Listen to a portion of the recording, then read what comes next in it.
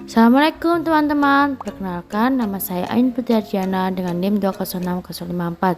Di sini saya akan menjelaskan tentang pengertian tes dan non-tes, perbedaan tes formatif dan tes sumatif, pengertian dan contoh tes bahasa, dan yang terakhir pengertian dan contoh tes kesastraan dari mata kuliah evaluasi pembelajaran. Pengertian tes.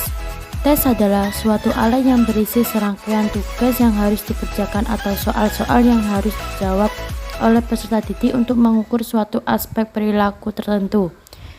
Menurut S. Hamid Hasan tahun 1988 menjelaskan, tes adalah alat pengumpulan data yang dirancang secara khusus. Kekhususan tes dapat terlihat dari konstruksi butir atau soal yang dipergunakan. Pengertian non-tes.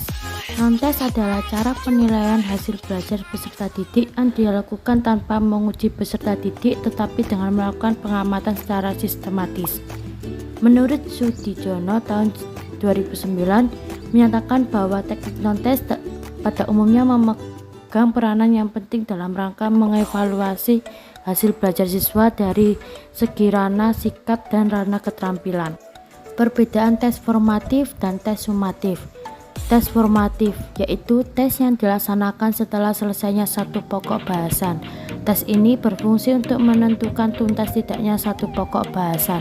Tes sumatif yaitu tes yang diberikan setelah sekumpulan satuan program pembelajaran selesai diberikan di sekolah. Tes ini dikenal sebagai ulangan umum. Pengertian tes kebahasaan. Tes kebahasaan merupakan bagian dari kegiatan pengajaran bahasa secara keseluruhan.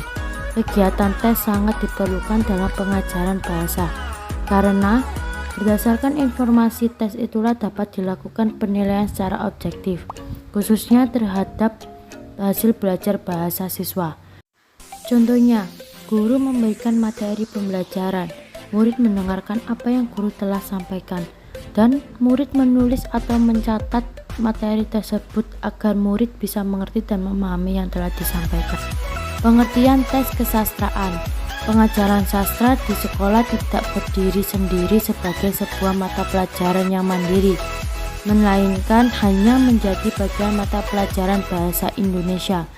Dengan demikian, seorang guru bahasa Indonesia juga berarti guru apresiasi sastra. Ia bertugas mengukur hasil belajar bahasa dan sastra siswa yang menjadi asuhannya. Hal ini juga berarti ia dituntut untuk mampu menyusun tes kebahasaan dan kesastraan sebagai salah satu sarana mengungkapkan hasil belajar siswa.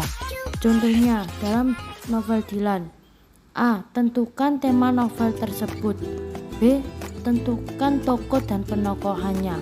Sekian dan terima kasih. Kurang lebihnya saya mohon maaf sebesar-besarnya. Wassalamualaikum warahmatullahi wabarakatuh.